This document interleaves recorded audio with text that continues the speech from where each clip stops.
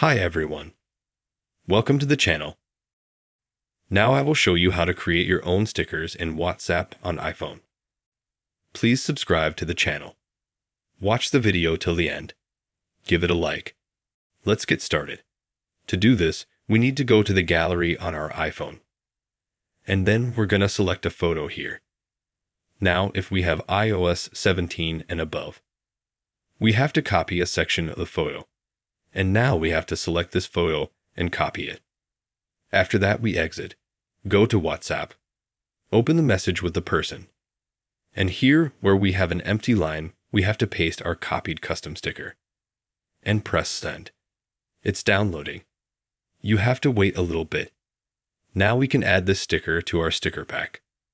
To do this, we pinch it and press star. Then we select here to send the sticker. We can take it and send it several times.